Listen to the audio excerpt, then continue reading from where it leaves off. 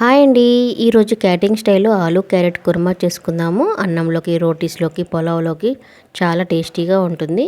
ముందుగా stove on చేసుకొని pan పెట్టుకొని మంట మీడియంలో పెట్టుకొని 2 స్పూన్ల ఎండు కొబ్బరి వేసుకొని దూరగా వేయించుకోవాలి.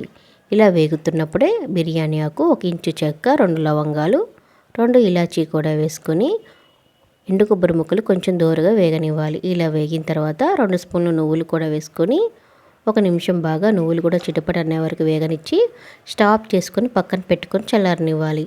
ఇవి చల్లారేలోపు 3 టమాటాలు 4 ముక్కలుగా కట్ చేసుకొని మిక్సీ జార్లో వేసుకొని మెత్తని పేస్ట్లా చేసుకొని పక్కన పెట్టుకోవాలి. ఇప్పుడు ముందుగా ఎంచి పెట్టుకున్న ఎండు కొబ్బరి, నువ్వులు కూడా చల్లారిన తర్వాత మిక్సీ జార్లో వేసుకొని బరకగా మిక్సీ చేసుకొని ఇలా బరకగా మిక్సీ అయిన తర్వాత 2 స్పూన్ల పెరుగు కూడా వేసుకొని 2 స్పూన్లు పెరుగు వేసుకొని కొంచెం వాటర్ పోసుకొని మెత్తని పేస్ట్లా చేసుకొని పక్కన పెట్టుకోవాలి. ఇప్పుడు కర్రీ చేసుకుందాం. ఇప్పుడు స్టవ్ ఆన్ చేసుకొని ప్యాన్ పెట్టుకొని కర్రీకి సరిపడా ఆయిల్ వేసుకొని ఆయిల్ కాగిన తర్వాత 3 మీడియం సైజు ఉల్లిపాయలను సన్నగా కట్ చేసుకొని వేసుకోవాలి.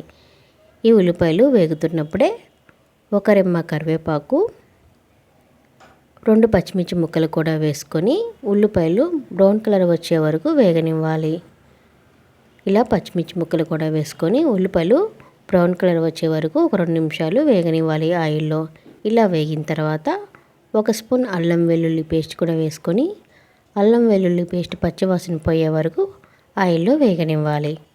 ఇలా 1 నిమిషానికి అల్లం వెల్లుల్లి పేస్ట్ పచ్చివాసన పోయిన తర్వాత మనం ముందుగా చేసి పెట్టుకున్న టమాటా ప్యూరీ మొత్తం వేసుకోవాలి.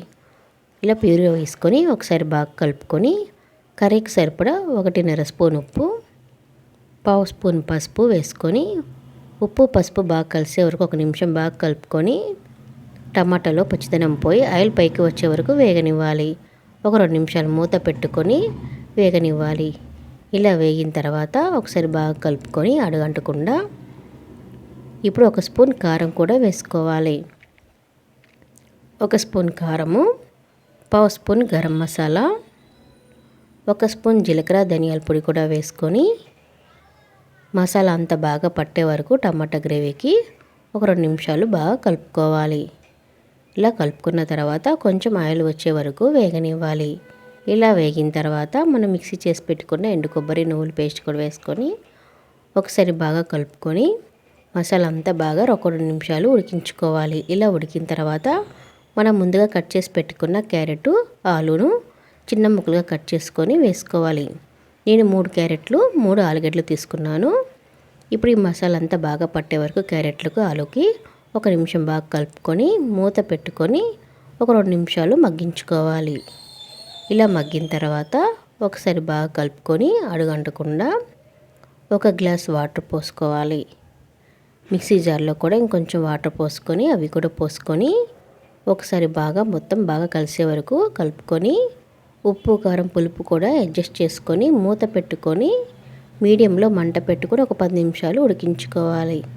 మధ్యలో మూత తీస్తూ ఒకసారి బాగా కలుపుకుంటూ మూత పెట్టుకుంటూ క్యారెట్ ముక్కలు, ఆలు ముక్కలు ఉడికే వరకు ఉడికించుకోవాలి.